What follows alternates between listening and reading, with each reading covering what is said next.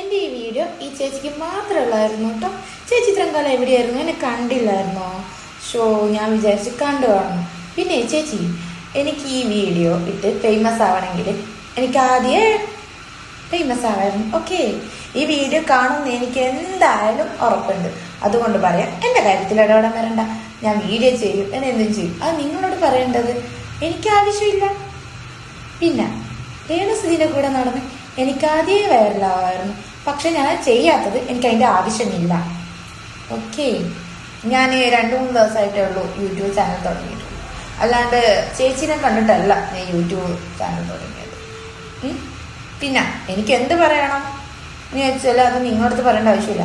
പിന്നെ social media എന്ന് പറഞ്ഞ സംഭവം കുറ്റം കുറവും മാത്രം പറയാനുള്ളതല്ലല്ലോ, നമുക്ക് അഭിപ്രായം പറയാനുള്ളതല്ലേ.